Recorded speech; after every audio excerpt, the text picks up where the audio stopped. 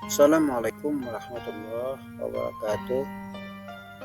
Baiklah, pada kesempatan ini saya akan mempresentasikan yaitu proposal penelitian dengan judul Upaya Guru Akidah Akhlak dalam Meningkatkan Perilaku Islami Peserta Didik di Madrasah Aliyah Swasta Al-Azhar. Nama saya Ahmad Arifin dengan NIM 2281131027 dengan dosen pengampu yaitu Dr. Ahmad Afifuddin MPD, jurusan Pendidikan Jarak Jauh PJJ, Pendidikan Agama Islam PAI Fakultas Ilmu Tarbiyah dan Keguruan IAIN Syekh Nurjati Cirebon. Baiklah, kita masuki pada bab pertama yaitu pendahuluan. A. Latar belakang. Akhlak adalah merupakan suatu ilmu yang wajib dimiliki oleh setiap individu muslim. Akhlak bagi dunia Islam tentunya sangat berperan penting dalam membentuk kepribadian seseorang, sehingga dengan akhlak seseorang dapat membentengi diri dari sikap dan perilaku yang tidak terpuji. Dengan akhlak, seseorang dapat mengurangi berbagai kenakalan yang terjadi pada siswa khususnya.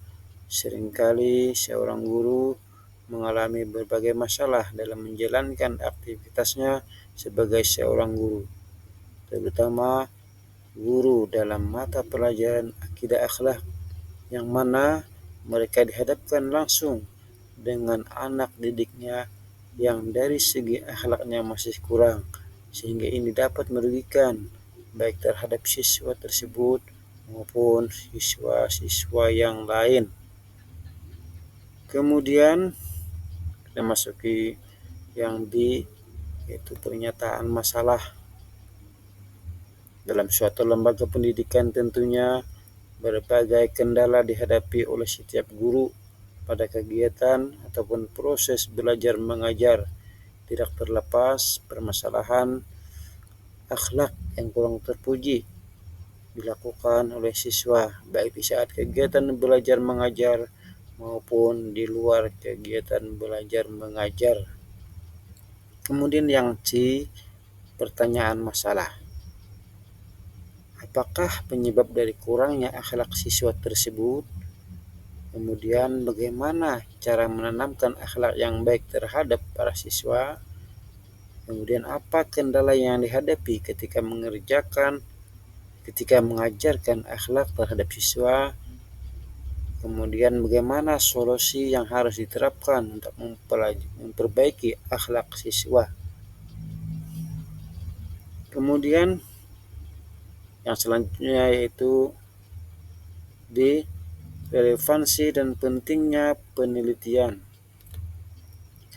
Dalam penelitian ini tentunya dapat dijadikan sebagai bahan pertimbangan untuk para guru, khususnya dalam pengembangan proses belajar mengajar akhlak terhadap siswa, sehingga dalam penyampaian materi terhadap siswa mudah dipahami dan mudah diimplementasikan oleh para siswa. Dan semoga penelitian ini dapat berguna bagi siapapun, khususnya para guru akhlak yang mengajar di madrasah. Adapun mengapa penelitian ini dilakukan? Karena selayaknya setiap individu itu wajib memiliki akhlak, tentunya akhlak yang terpuji, serta agar siswa khususnya memiliki akhlak yang baik dalam dirinya, sehingga dengan demikian siswa tidak akan mudah terjerumus dalam perbuatan yang tidak baik ataupun tidak bermoral.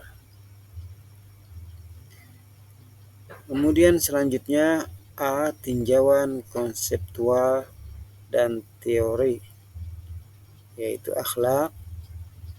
Pengertian akhlak, istilah akhlak sudah tidak jarang lagi terdengar di tengah kehidupan masyarakat. Mungkin hampir semua orang sudah mengetahui arti dari kata akhlak tersebut, karena perkataan akhlak selalu dikaitkan dengan tingkah laku manusia.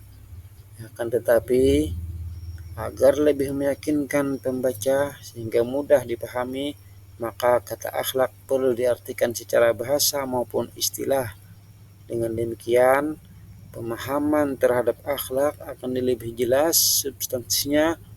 Secara bahasa, kata akhlak berasal dari bahasa Arab yang sudah diindonesiakan. Ini merupakan akhlak jamak dari khuluqun yang berarti perangai atau tabiat, adat, dan sebagainya. Kata akhlak ini mempunyai akar kata yang sama dengan kata khalik yang bermakna pencipta, dan kata makhluk yang artinya ciptaan yang diciptakan dari kata khalaqa menciptakan. Dengan demikian, kata khuluq dan akhlak yang mengacu pada makna penciptaan. Segala yang ada selain Tuhan yang termasuk di dalamnya kejadian manusia.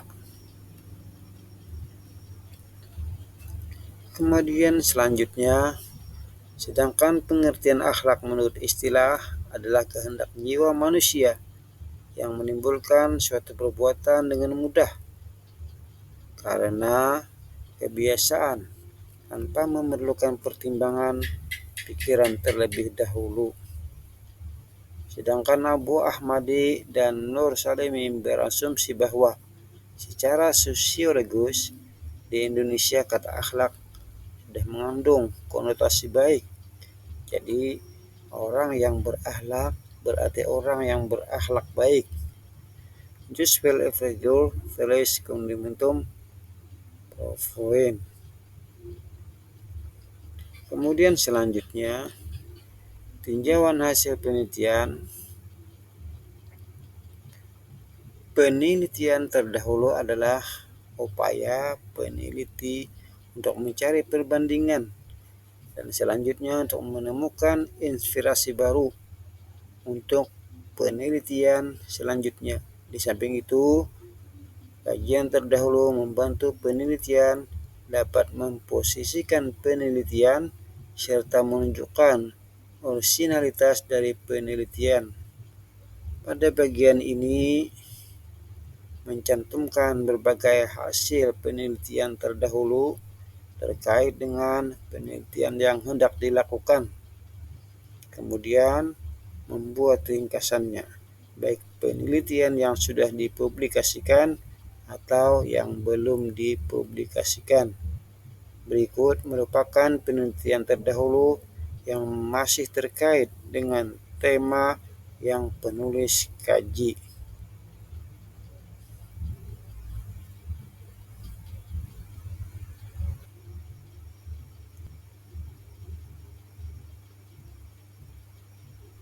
Selanjutnya, kerangka pemikiran.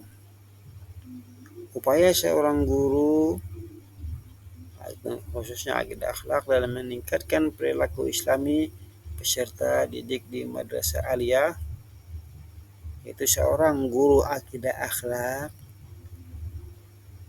tentunya akan memberikan pembelajaran akhlak.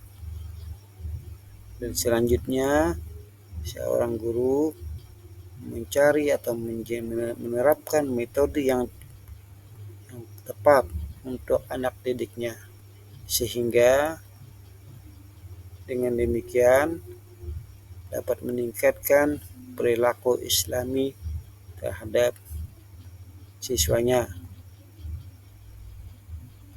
Dengan demikian, akhlak siswa semakin baik, baik itu waktu belajar di madrasah atau sekolah ataupun di lingkungan masyarakat.